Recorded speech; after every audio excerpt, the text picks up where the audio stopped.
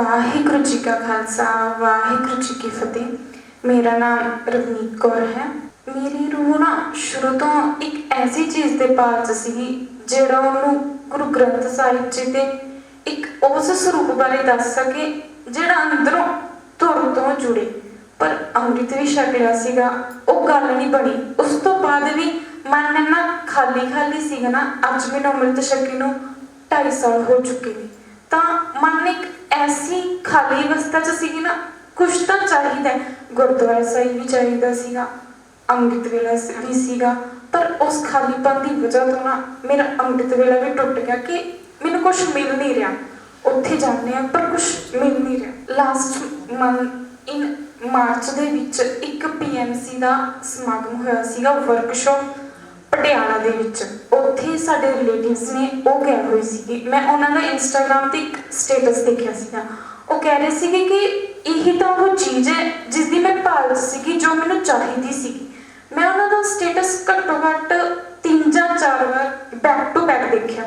मैं ये सोच रही सी किहड़ी चीज़ है जिसकी वो गल कर रहे हैं। फिर मैं असी उन्होंने कोल गए तो मेरी उन्होंने अद्धा घंटा गल हुई। मेरी रूह नूं एक ऐनी खुशी मिली ना, मतलब एक जो असीं घर तो तुरना सीगा, मैनूं ये सीगा मैं किते जा रही हाँ, अज मैनूं कुछ मिलने वाला है। तो जो मैं उन्होंने गल की, उन्होंने मैनूं PMC बारे दस्सिया, उन्होंने मैनूं ये साहां दा थोड़ा थोड़ा दस्सिया। तो मैं क्या यही तो उही चीज़ है। फिर उन्होंने मेरा हौली हौली हौली कनैक्ट बन गया। वो कुदरत ने ऑलरेडी सारा प्लैन किया हुआ सीगा। एक साउल प्लैन हुंदा है ना, शुरू तो ही साडी रूह नूं पता हुंदा मैनूं कित्थों किहड़ी चीज़ मिल सकती है, और जित्थों नूं कोई चीज़ नहीं मिलती ना, साडी रूह उत्थे ना तो बहना मंजूर करती है, ना इस इंसान के कोल जाना। उस तो बाद मेरा उन्होंने नाम सुखदीप कौर है, वो भी PMC हिंदी चैनल नाल जुड़े हुए हैं। उन्होंने लाइफ भी उत्थों ही बदली है, तो वो भी ध्यान दे विच उत्थों ही आए हैं। साडा फिर हौली हौली मेरे नाल फोन पर गल कर होने लगी। मेरी उन्होंने नाल गल हुंदी सी कि एक अंदरों इन्नी ज़्यादा संतुष्टि मिलती सी ना, ये तो उही चीज़ है जिसकी मैनूं जरूरत है इस टाइम। उस तो बाद मैनूं शुरू तो डेढ़ की दिक्कत सी, तो फिर मैं उन्होंने नाल गल की क्योंकि वो ध्यान दे विच सी। उन्होंने मैनूं दस्सिया तू अपनी वोम नाल क्यों नहीं चलती, अपने बच्चेदानी नाल। कुदरत ने कितनी सोहनी तेरी रचना की है। इस चीज़ का मैनूं पहला नहीं सी पता है। पहला मैं सोचती सी कि मैं मुंडा होंदी है ना। उन्होंने मैनूं दस्सिया भी कितनी सोहनी रचना की है, एक कुदरत की कितनी प्यारी रचना है। एक परमात्मा एक माँ के गर्भ च आके बच्चे की रचना करता है, उत्थे आके उन्होंने पालता पे। उतों मैनूं पता लगा एक बंदे तो पहला रब ने एक जनानी की रचना की है।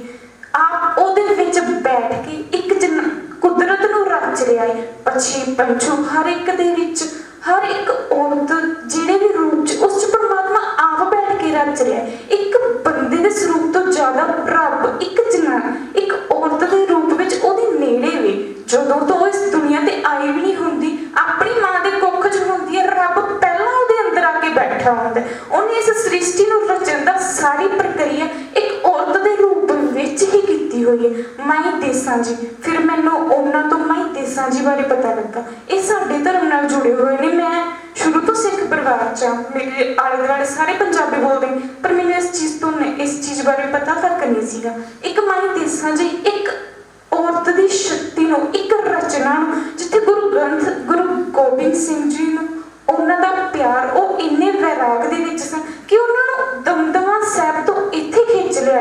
उस टाइम ते तां ना सड़कां सन, ना इन्नियां सुविधावां सन। गुरु जी किवें आए होणगे, एक बार उस चीज़ नूं वेख के सोचो।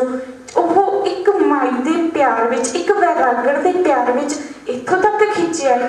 कल असीं घरों नगर कीर्तन दी चलना सीगा, जदों असीं उत्थों चल रहे सीगे, असीं पटियाला साइड तो इधर मानसा साइड आ रहे सीगे। पटियाला साइड मतलब सही सीगा, जदों असीं नेड़े नेड़े दमदमा साहिब दे आ रहे सी, एक ठंडियां हवावां, एक रुख, एक धरती, एक बाजां वाले दी ही गीत गा रहे सी। दमदमा साहिब तो इधरले एरिया च असीं पहली बार आए हां। इस तो अगे यही महसूस होया बाजां वाले नूं माई देसां जी का प्यार इन्नी दूर तक खिंच लिया है। उस टाइम ना गुरु जी ने गर्मी की परवाह, अज आपां नूं कल उत्थे कितनी गर्मी लग रही सी, आपां नूं उत्थे 10 मिनट बहने नहीं औखे सी। उन्हां समयां दे विच एक बार रूह ਘਰਾਂ ਵਿੱਚ ਬਾਬੇ ਕੀ ਕਹਿੰਦੇ ਨੇ, ਫਲ ਪਾਓ ਤੁਹਾਡੇ ਘਰ ਮੁੰਡਾ ਹੋਏਗਾ। ਮੇਰਾ ਵੀ ਵਿਆਹ ਹੋਇਆ ਹੈ, ਬੀਬੀਆਂ ਨੂੰ ਵਿਆਹ ਹੁੰਦਾ ਨਾਲ ਦੀ ਨਾਲ ਗੁਰਦੁਆਰੇ ਲੈ ਜਾਂਦੇ ਵੀ ਇਹਨਾਂ ਦੇ ਫਲ ਪਾਓ, ਇਹਨਾਂ ਨੂੰ ਸਾਨੂੰ ਮੁੰਡਾ ਹੀ ਚਾਹੀਦਾ ਹੈ। ਗੁਰੂ ਗੋਬਿੰਦ ਸਿੰਘ ਜੀ ਨੇ ਤਾਂ ਇਹੋ ਜਿਹੀ ਕੋਈ ਪ੍ਰਕਿਰਿਆ ਨਹੀਂ ਕੀਤੀ, ਉਹਨਾਂ ਨੇ ਤਾਂ ਇਹੋ ਜਿਹਾ ਕਿਹਾ ਹੀ ਨਹੀਂ ਤੋ ਬਾਬਿਆਂ ਦੇ ਘਰ 'ਚ ਪ੍ਰਸ਼ਾਦ ਦਿਓ, ਮੁੰਡਾ ਹੀ ਹੋਣਾ ਚਾਹੀਦਾ। ਜੇ ਮੁੰਡਾ ਨਾ ਹੋਵੇ ਕਹਿੰਦੀਆਂ ਨੇ ਅਸੀਂ ਤੇ ਬਾਬਾ ਜੀ ਤੋਂ ਫਲ ਵੀ ਪਾਇਆ ਸੀ ਫਿਰ ਵੀ ਕੁੜੀ ਹੋ ਗਈ। ਇਹ ਤਾਂ ਸਾਡੇ ਆਪ ਦੇ ਬਣਾਏ ਹੋਈਆਂ ਪਰੰਪਰਾਵਾਂ ਨੇ ਨਾ। ਅਸੀਂ ਕਾਹਤੋਂ ਉਹਨਾਂ ਚੀਜ਼ਾਂ ਨਾਲ ਵੱਧ ਚੁੱਕੇ ਹਾਂ, ਅਸੀਂ ਕਾਹਤੋਂ ਇੱਕ ਔਰਤ ਦੀ ਸ਼ਕਤੀ ਨੂੰ ਕਾਹਤੋਂ ਨਹੀਂ ਪਹਿਚਾਣਦੇ ਪਏ। ਮੈਨੂੰ ਵੀ ਫਲ ਪਵਾਉਂਦੇ ਸੀਗੇ, ਮੇਰੀ ਆਤਮਾ ਅੰਦਰੋਂ ਚੀਜ਼ ਮਨਜ਼ੂਰ ਹੀ ਨਹੀਂ ਸੀ ਕਰਦੀ ਕਿ ਇੱਕ ਸੇਬ ਖਾਦੇ ਮੇਰੇ ਅੰਦਰੋਂ। ਠੀਕ ਹੈ, ਮੁੰਡੇ ਨੇ ਜਨਮ ਲੈ ਲਿਆ, ਮੈਂ ਉਹਨੂੰ ਕੀ ਦੱਸਾਂਗੀ, ਮੈਂ ਤਾਂ ਹਜੇ ਤੱਕ ਕੁਛ ਸਿੱਖਿਆ ਵੀ ਨਹੀਂ ਹੈਗਾ। ਕੱਲ ਅਸੀਂ ਘਰੋਂ ਇੱਥੋਂ ਆਉਣਾ ਸੀਗਾ, ਮੈਨੂੰ ਕਹਿ ਰਹੇ ਸੀ ਤੂੰ ਤਾਂ ਵਿਹਲੀ ਹੈ ਹਨਾ, ਨਾ ਤੇਰੇ ਘਰ ਬੱਚਾ, ਤੂੰ ਵਿਹਲੀ ਹੈ, ਤੂੰ ਆ ਜਾ ਸਕਦੀ ਹੈ। ਮੈਂ ਵਿਹਲੀ ਨਹੀਂ ਹੈਗੀ, ਮੈਂ ਉਸ ਚੀਜ਼ ਦੀ ਭਾਲ 'ਚ ਹਾਂ ਕਿ ਜੋ ਮੇਰੇ ਕਰਮ ਮੈਨੂੰ ਮੇਰੇ ਪਰਿਵਾਰ ਤੋਂ ਹੁਣ ਤੱਕ ਮਿਲੇ ਨੇ, ਮੈਂ ਉਹਨਾਂ ਨੂੰ ਇੱਥੇ ਛੱਡ ਕੇ ਜੋ ਹੁਣ ਮੇਰੇ ਅੰਦਰੋਂ ਜੋ ਵੀ ਰੂਹ ਇਸ ਧਰਤੀ ਤੇ ਆਏਗੀ ਉਹ ਇੱਕ ਵਧੀਆ ਸਮਾਜ ਨੂੰ ਸਿਰਜੇ। ਜੋ ਹੋ ਗਿਆ, ਜੋ ਸਾਡੇ ਪਰਿਵਾਰਾਂ ਨੇ ਇੰਨਿਆਂ ਸਾਲਾਂ ਤੋਂ ਜਦੋਂ ਤੋਂ ਧਰਤੀ ਬਣੀ ਉਹਨਾਂ ਨੇ ਦੇ ਚੁੱਕੇ ਨੇ, ਉਹ 'ਚੋਂ ਸਾਨੂੰ ਕੁਛ ਨਹੀਂ ਮਿਲਿਆ। 10% 90% ਮਾਂ ਦਾ ਰੂਪ ਹੈ, 10% DNA ਹੈ ਨਾ। ਉਹ DNA ਕਿਉਂ ਨਾ ਖਤਮ ਕਰ ਦਈਏ। ਇੱਕ ਮਾਂ, ਇੱਕ ਔਰਤ ਇਹੋ ਜਿਹੇ ਸੰਸਾਰ ਦੀ ਰਚਨਾ ਕਰੇ ਜਿੱਥੇ ਜੋ ਚੀਜ਼ਾਂ ਸਾਨੂੰ 30 ਸਾਲਾਂ ਬਾਅਦ ਪਤਾ ਲੱਗ ਰਹੀਆਂ ਨੇ ਧਿਆਨ ਬਾਰੇ, ਇੱਕ ਮਾਂ, ਇੱਕ ਔਰਤ ਪਹਿਲਾਂ ਘਰ ਤੋਂ ਵੀ ਸਿੱਖਦੀ ਵੀ ਮੇਰੇ ਅੰਦਰ ਤਾਂ ਕਰਤਾ ਉਹ ਪਹਿਲਾਂ ਹੀ ਹੈ, ਪਹਿਲਾਂ ਹੀ ਆਪਣੀ ਧੁਰ ਤੋਂ ਆਪ ਜੁੜੇ, ਆਪਣੇ ਬੱਚੇ ਨੂੰ ਜੋੜੇ। ਮੈਨੂੰ ਮਾਈ ਦੇਸਾਂ ਜੀ ਇੱਥੇ ਆ ਕੇ ਅੱਜ ਮੈਂ ਸੋਚ ਰਹੀ ਸੀ ਕਿੰਨੀ ਪਵਿੱਤਰ ਰੂਹ ਹੈ ਨਾ ਜਿਹਨੇ ਗੁਰੂ ਗੋਬਿੰਦ ਸਿੰਘ ਜੀ ਇੱਥੇ ਆ ਗਏ। ਸੰਸਾਰ 'ਚ ਇੱਕ ਪੁੱਤਰ ਦੀ ਵੀ ਲੋੜ ਹੈ, ਇੱਕ ਧੀ ਦੀ ਵੀ ਲੋੜ ਹੈ। ਇਹਨਾਂ ਪਰੰਪਰਾਵਾਂ ਨਾਲ ਨਾਮ ਬਚੂ ਕਿ ਸਾਨੂੰ ਮੁੰਡੇ ਦੀ ਹੀ ਲੋੜ ਹੈ, ਸਾਨੂੰ ਇੱਕ ਧੀ ਦੀ ਵੀ ਓਨੀ ਹੀ ਲੋੜ ਹੈ।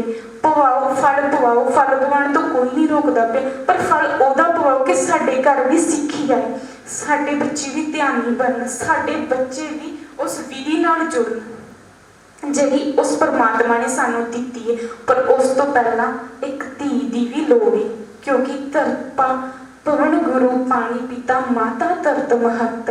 ਇਸ ਧਰਤੀ ਤੋਂ ਬਗੈਰ ਅਸੀਂ ਅਧੂਰੇ ਹਾਂ। ਜੇ ਅਸੀਂ ਇੱਕ ਪੁੱਤਰ ਨੂੰ ਸੋਚਣ ਲੱਗੇ ਤਾਂ ਇੱਕ ਆਹ ਗੱਲ ਦੱਸੋ, ਅਸੀਂ ਧੀ ਨੂੰ ਕੀ ਦੇਵਾਂਗੇ? ਇੱਕ ਧੀ ਦੋ ਪਰਿਵਾਰਾਂ ਨੂੰ ਲੈ ਕੇ ਚੱਲ ਸਕਦੀ, ਇਸ ਪਰਿਵਾਰ ਨੂੰ ਵੀ ਜੋੜ ਸਕਦੀ ਹੈ, ਉਸ ਪਰਿਵਾਰ ਨੂੰ ਵੀ ਗੁਰੂ ਘਰ ਨਾਲ ਧਿਆਨ ਨਾਲ ਜੋੜ ਸਕਦੀ, ਕਿਉਂਕਿ ਪਰਮਾਤਮਾ ਉਹਦੇ ਅੰਦਰ ਬਹਿ ਕੇ ਸ੍ਰਿਸ਼ਟੀ ਦੀ ਰਚਨਾ ਕਰਦਾ ਪਿਆ।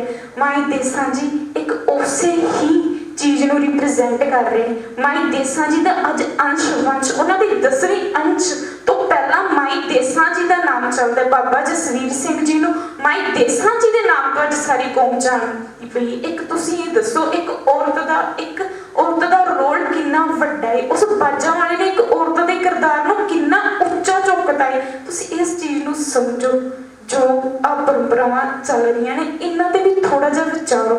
ਕਿਉਂ ਤੁਸੀਂ ਇੱਕ ਚੀਜ਼ ਦੇ ਪਿੱਛੇ ਹੀ ਪੈ ਗਏ? ਸਾਨੂੰ ਪੁੱਤਰ ਹੀ ਚਾਹੀਦੇ, ਧੀਆਂ ਦੀ ਵੀ ਓਨੀ ਹੀ ਲੋੜ ਹੈ, ਪੁੱਤਰਾਂ ਤੋਂ ਜ਼ਿਆਦਾ ਧੀਆਂ ਦੀ ਲੋੜ ਹੈ।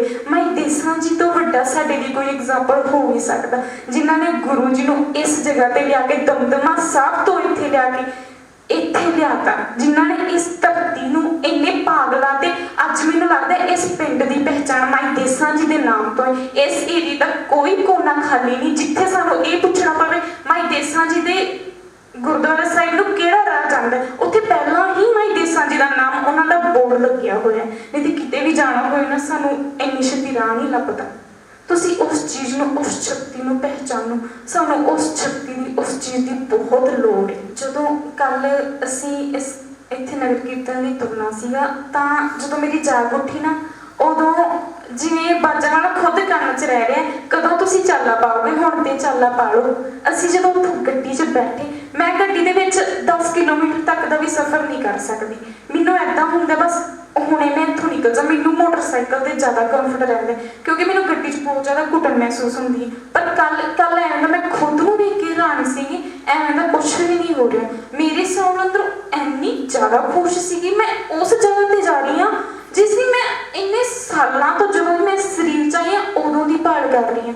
ਮੈਨੂੰ ਨਹੀਂ ਸੀ ਪਤਾ, ਜਦੋਂ ਅਸੀਂ ਪਟਿਆਲੇ ਦੀ ਧਰਤੀ ਤੋਂ ਬਾਹਰ ਨਿਕਲੇ, ਮਾਨਸਾ ਵੱਲ ਆਏ, ਤਾਂ ਇੰਨੀ ਮਿੱਠੀ ਹਵਾ, ਇੰਨੀ ਪਿਆਰੀ ਧਰਤੀ ਅੱਜ ਤੱਕ ਕਦੀ ਵੀ ਫੀਲ ਨਹੀਂ ਹੋਈ। ਇਹੋ ਜਿਹੀ ਫੀਲ ਉਦੋਂ ਹੁੰਦੀ ਹੈ ਜਦੋਂ ਅੰਮ੍ਰਿਤਸਰ ਜਾਣਾ ਹੋਏ। ਉਹ ਠੰਡੀਆਂ ਠੰਡੀਆਂ ਹਵਾਵਾਂ, ਇਨਫੈਕਟ ਉਦੋਂ ਇੱਕ ਰਾਤ ਪਹਿਲਾਂ ਵੀ ਮੈਨੂੰ ਘਰ ਵੀ ਮਹਿਸੂਸ ਹੋ ਰਿਹਾ ਸੀ। ਉਹ ਠੰਡੀਆਂ ਠੰਡੀਆਂ ਹਵਾਵਾਂ ਦਮਦਮਾ ਸਾਹਿਬ ਤੋਂ ਮੇਰੇ ਵੱਲ ਆ ਰਹੀਆਂ ਨੇ। ਇੰਨੀ ਸ਼ੋਭ ਪ੍ਰਾਪਤ ਹੋ ਰਹੀ ਵੀ ਇੰਨਾ ਪਿਆਰ ਗੁਰੂ ਜੀ ਨੇ ਪਿਆਰ ਨਾਲ ਬੁਲਾ ਰਹੇ ਨੇ। ਉੱਥੇ ਕੁਛ ਤਾਂ ਹੋਣਾ ਹੈ, ਜਾ ਕੇ ਤਾਂ ਵੇਖਣਾ ਚਾਹੀਦਾ ਹੈ, ਭਾਵੇਂ ਗਰਮੀ ਹੈ ਭਾਵੇਂ ਕੁਛ ਵੀ। ਅਸੀਂ ਆ ਰਹੇ ਸੀਗੇ, ਸਾਨੂੰ 2 ਘੰਟੇ ਲੱਗੇ, ਔਰ 2 ਘੰਟਿਆਂ 'ਚ 1 ਮਿੰਟ ਦਾ ਇਹੋ ਜਿਹਾ ਸਮਾਂ ਨਹੀਂ ਸੀ ਜਦੋਂ ਧਰਤੀ ਨੇ ਤੇ ਹਵਾਵਾਂ ਨੇ ਇਹ ਨਾ ਦੱਸਿਆ ਹੋਏ ਇੱਥੇ ਦਸਮ ਪਿਤਾ ਆਏ ਸੀਗੇ ਅੱਜ ਤੋਂ 316 ਸਾਲ ਪਹਿਲਾਂ। ਔਰ ਦਮਦਮਾ ਸਾਹਿਬ ਆ ਕੇ ਜਦੋਂ ਅਸੀਂ ਮੈਮ ਜਸਵਿੰਦਰ ਉੱਥੇ ਆਏ, ਉਹਨਾਂ ਨੇ ਸਾਨੂੰ ਕਿਹਾ ਅੱਜ ਆਪਾਂ ਬਾਬਾ ਦੀਪ ਸਿੰਘ ਜੀ ਦੇ ਭੋਰੇ 'ਚ ਜਾ ਕੇ ਉੱਥੇ ਧਿਆਨ ਕਰਦੇ ਹਾਂ। ਉਸ ਤੋਂ ਪਹਿਲਾਂ ਵੀ ਮੈਂ ਉੱਥੇ 10 ਮਿੰਟ ਜਾ ਕੇ ਬੈਠੀ ਸੀ, ਪਰ ਜਦੋਂ ਜਸਵਿੰਦਰ ਮੈਮ ਨੇ ਮੈਨੂੰ ਕਿਹਾ ਆ ਜਾਓ, ਫਿਰ ਉਹਨਾਂ ਨੇ ਉੱਥੋਂ ਦਾ ਸਾਨੂੰ ਇਤਿਹਾਸ ਦੱਸਿਆ ਵੀ ਇੱਥੇ ਬਾਬਾ ਦੀਪ ਸਿੰਘ ਜੀ 52 ਸਾਲ ਤਪੱਸਿਆ ਕਰਕੇ ਗਏ ਨੇ। ਉਦੋਂ ਜਿਹੜਾ ਅੰਦਰੋਂ ਵੈਰਾਗ ਫੁੱਟਿਆ ਨਾ, ਉਹ ਵੀ ਵੱਖਰਾ ਸੀਗਾ। ਉਸ ਤੋਂ ਬਾਅਦ ਉੱਥੇ ਅਸੀਂ ਪ੍ਰਤੀਕਸ਼ਾ ਕਰਨ ਲੱਗ ਗਏ ਵੀ ਨਗਰ ਕੀਰਤਨ ਕਦੋਂ ਆਏਗਾ। ਉਹ ਜਿਹੜਾ ਪ੍ਰਤੀਕਸ਼ਾ ਕਰਨ 'ਚ ਇੱਕ ਆਨੰਦ ਸੀਗਾ, ਕਿਉਂਕਿ ਮੈਨੂੰ ਕਿਸੇ ਦਾ ਵੇਟ ਕਰਨਾ ਪਸੰਦ ਹੈ। ਕੱਲ ਮੈਂ ਆਪਣੀ ਰੂਹ ਨੂੰ ਵੇਖ ਕੇ ਖੁਦ ਹੈਰਾਨ ਹੋ ਰਹੀ ਸੀ ਵੀ ਅੱਜ ਇਹਨੂੰ ਕੀ ਵੀ ਅੱਜ ਇੰਨੀ ਖਿੜੀ ਕਦ ਤੋਂ। ਦਮਦਮਾ ਸਾਹਿਬ 'ਚ ਇੰਨੀ ਖੁਸ਼ੀ ਸੀ ਨਾ ਕਦਮ ਕਦਮ ਤੇ, ਕਦੋਂ ਨਗਰ ਕੀਰਤਨ ਇੱਥੋਂ ਚੱਲੇਗਾ। ਜਦੋਂ ਨਗਰ ਕੀਰਤਨ ਇੱਥੋਂ ਚੱਲੇ ਉਦੋਂ ਮਾਈ ਦੇਸਾਂ ਜੀ ਬਾਰੇ ਸੋਚਿਆ, ਇਹ ਕਿੰਨੀ ਵੈਰਾਗਨ 'ਚ ਮਾਈ ਹੋਣਗੇ ਨਾ ਜਿਨ੍ਹਾਂ ਨੇ ਗੁਰੂ ਗੋਬਿੰਦ ਸਿੰਘ ਜੀ ਨੂੰ ਇਸ ਧਰਤੀ ਦੇ ਬਠਿੰਡੇ ਦੀ ਇਸ ਧਰਤੀ ਤੇ ਲਿਆਤਾ। ਮੈਂ ਸੋਚ ਰਹੀ ਸੀ ਅੱਜ ਸਾਡੇ ਕੋਲ ਗੱਡੀ ਵਿੱਚ ਏਸੀ ਚੱਲਦਾ ਪਿਆ, ਆਰਾਮ ਨਾਲ ਬੈਠੇ ਹਾਂ। ਉਦੋਂ ਕੀ ਸੀਗਾ? ਉਦੋਂ ਤੇ ਕੋਈ ਵੀ ਸੁਵਿਧਾ ਨਹੀਂ ਸੀ ਹੈਗੀ, ਬਸ ਗੁਰੂ ਜੀ ਦਾ ਇੱਕ ਪਿਆਰ ਹੀ ਸੀ ਨਾ ਜਿਹੜਾ ਉਹਨਾਂ ਨੂੰ ਇਸ ਧਰਤੀ ਤੇ ਖਿੱਚ ਲਿਆਇਆ।